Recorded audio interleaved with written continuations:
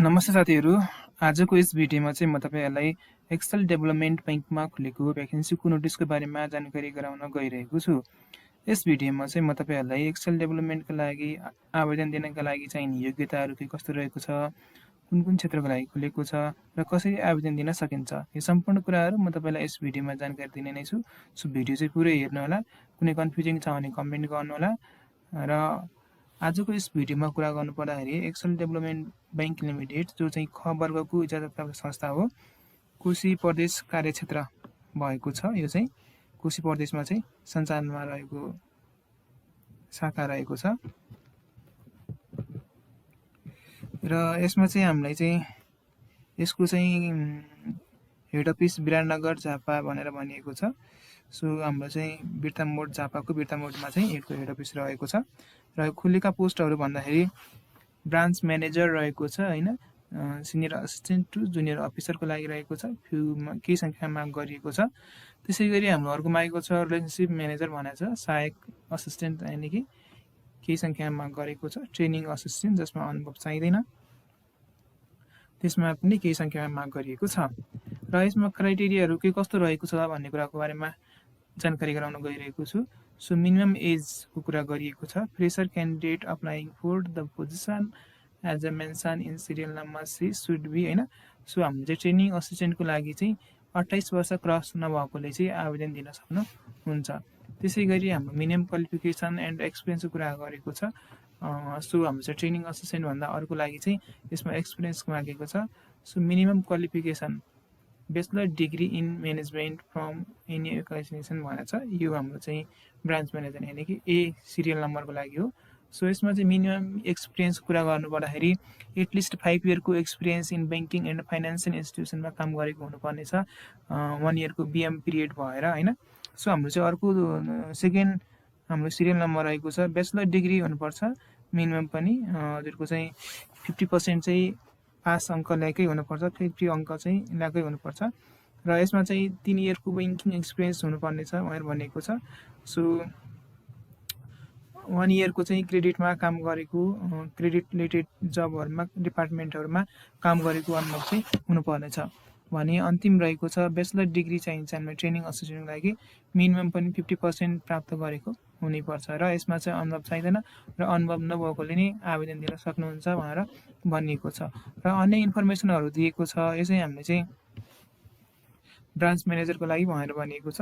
Candidates of the post of branch manager serial number A are required to having good marketing and product intelligence skill as well as ability to develop our marketing plan हैन।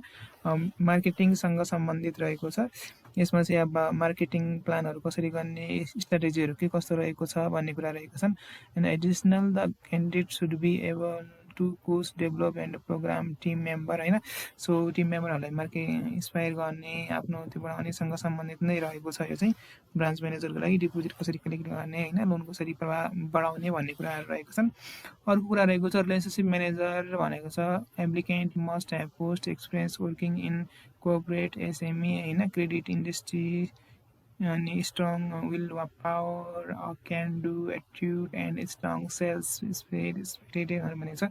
अब यसमा चाहिँ भन्नु खोजेको चाहिँ अब यो relationship manager भनेको कर्जा प्रवाह गर्नेसँग सम्बन्धित डिपार्टमेन्ट रहेको छ। सो हामीलाई चाहिँ यो एसएमई के भन्छ, साना लघु उद्यमी कर्जाहरूमा चाहिँ काम गरेको, क्रेडिट इन्डस्ट्रीतिर काम गरेको चाहिँ हुनुपर्ने छ भन्ने कुरा भनिएको छ समग्रमा चाहिँ। अनि त्यसैगरी चाहिँ हाम्रो रहेको छ only +2 or equivalent degree will be accepted or deserving internal applicant. यो इन्टरनल एप्लिकेन्टको लागि कम्तीमा पनि +2 पास हुनुहुन्छ भने हजुरले आवेदन दिन सक्नुहुन्छ। यसमा चाहिँ +2 भए पुग्छ हजुरलाई। यो चाहिँ आन्तरिक प्रतियोगिताको लागि भनेर भनिएको छ। सो अर्को चाहिँ हाम्रो चाहिँ सी नम्बर भ्याकेन्सीहरूका लागि चाहिँ कुन क्षेत्रमा काम गर्ने त भनेर पनि तोकिदिएको छ हैन। सो हाम्रो चाहिँ झापामा कुन ठाउँमा, मोरङमा कुन ठाउँमा, सुनसरीमा कुन ठाउँमा, धनकुटामा कुन ठाउँमा, इलाम, पाँचथर, उदयपुर र भोजपुर यो सबै डिस्ट्रिक्टहरू भयो। यो डिस्ट्रिक्टहरूमा ब्रान्चहरू रहेको छ। यो ब्रान्चमा गएर हजुरहरूले काम गर्नुपर्ने हुन्छ। सो ब्रान्चहरू मेन्सन गर्नु होला अप्लाई गर्दाखेरि कुन ब्रान्चमा काम गर्ने हो। सो यसमा चाहिँ अप्लाई गर्नका लागि धेरै ठुलो प्रोसेसहरू केही पनि छैन होइन। सो यसमा चाहिँ हजुरले सबैभन्दा पहिले चाहिँ चाहिने डकुमेन्ट भनेको पासपोर्ट साइजको एउटा फोटो चाहिन्छ, सिटिजनसिपको certificate, working experience letter and candidate highest level academy होइन। हजुरको चाहिँ माथिल्लो तहको चाहिँ क्वालिफिकेसन छ, यदि ब्याचलरमा आएको छ तर मास्टर गर्नुभएको छ भने त्यो डकुमेन्टहरू यहाँ अट्याच गर्नु होला।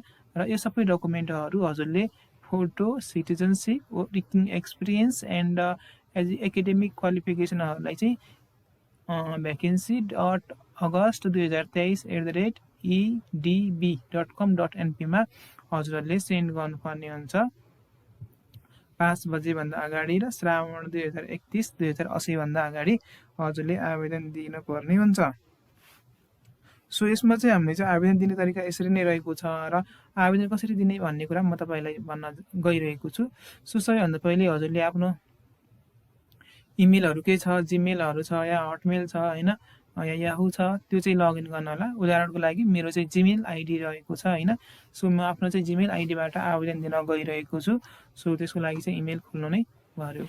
यति गरिसकेपछि हजुरले चाहिँ मैले ल्यापटपबाट अप्लाई गर्न खोजिरहेको छु। सो यहाँनिर कम्पोज भएर आउन सक्छ। हजुरले मोबाइलबाट आवेदन दिँदै हुनुहुन्छ भने चाहिँ न्यू भन्ने एड अ न्यू इमेल भन्ने के अप्सन आउन सक्छ। सो यहाँनिर एउटा कम्पोज मोबाइलमा पनि कम्पोजै भनेर नि आउन सक्छ। सो कम्पोजमा मैले क्लिक गरेँ, कुनै कुराहरू मैले कम्पोज गर्न गइरहेको छु। सो यहाँ 2 भनेको छ हामीले चाहिँ कसलाई इमेल पठाउने हो त्यसको एड्रेस लेख्ने हो। जस्तो यसमा चाहिँ हामीलाई कसलाई इमेल पठाउने भन्ने कुरा मैले अहिले अघि भनेको थिएँ, यो vacancy.august2023@edbl। सो यसमा चाहिँ हामीले इमेल गर्ने हो। सो यहाँनिर आफ्नो चाहिँ इमेल आइडी, त्यो भनिएको इमेल आइडी चाहिँ यहाँ लेख्नुहोस्। यति गरिसकेपछि हजुरले के पठाउँदै हुनुहुन्छ त भन्दा आवेदन दिँदै हुनुहुन्छ। सो एप्लिकेसन डकुमेन्ट भएर हजुरले यहाँनिर एउटा सब्जेक्ट दिन सक्नुहुन्छ। सो डकुमेन्टहरू हामीलाई के चाहिएको थियो त्यो डकुमेन्टहरू चाहिँ यहाँ अट्याच गर्नुपर्ने हुन्छ होइन। त्यो डकुमेन्टहरूलाई यहाँ अट्याच गर्ने, यो यहाँनिर अट्याच गर्ने ठाउँ छ, अट्याच गर्न सक्नुहुन्छ। हजुरले स्क्यान गर्ने, स्क्यान गरेर डकुमेन्टहरूलाई आफ्नो इमेल मार्फत डाउनलोड गर्न सक्नुहुन्छ। यो मोबाइलबाट नै स्क्यान गर्न मिल्छ भनेर स्क्यान गर्ने र स्क्यान गरेर डकुमेन्टहरू अट्याच गर्ने। पासपोर्ट साइजको फोटो, सिटिजनसिप, एकाडेमिक क्वालिफिकेसनहरू र एक्सपिरियन्स लेटरहरू छ भने त्यो एक्सपिरियन्स लेटरहरूलाई हजुरले यो अट्याच भन्ने ठाउँमा गएर हजुर डकुमेन्टहरू कता छ त्यो डकुमेन्टहरू खोजेर हजुरले यहाँनिर अपलोड गर्न सक्नुहुन्छ। जस्तो उदाहरणको लागि मलाई यो अट्याच गर्न छ, यो डकुमेन्ट मेरो हो भने मैले यहाँनिर अट्याच गरेँ। यसरी डकुमेन्टहरू चाहिँ अपलोड हुन्छ र हजुरले सेन्ड गर्न सक्नुहुन्छ। साथै हजुरले कुन क्षेत्रको लागि आवेदन दिँदै हुनुहुन्छ होइन, विभिन्न कोशी प्रदेशको विभिन्न जिल्लाहरूको लागि खुलेको छ नि त, त्यो कुन जिल्लाबाट आवेदन दिँदै हुनुहुन्छ, कुन ब्रान्चको लागि होइन। जस्तो हाम्रो चाहिँ यो के हो कुन ब्रान्च छ, यो शिवगञ्ज भन्ने रहेछ। सो यो शिवगञ्ज ब्रान्चमा झापाको लागि आवेदन दिँदै हुनुहुन्छ भने शिवगञ्ज ब्रान्चको लागि आवेदन दिँदैछु भनेर नि हजुरहरूले आफ्नो एप्लिकेसनहरूमा चाहिँ मेन्सन गर्नु होला। इमेलमा चाहिँ आफ्नो कुन ब्रान्चमा अप्लाई गर्दै हुनुहुन्छ त्यो ब्रान्चको नाम पनि मेन्सन गर्न होला। सो त्यही सम्बन्धी नै यो जानकारी रहेको थियो। कुनै कन्फ्युजिङ छ भने कमेन्ट गर्न नभुल्नु होला, म त्यसको रिप्लाई गर्नेछु। सो अहिलेलाई भने बाई बाई।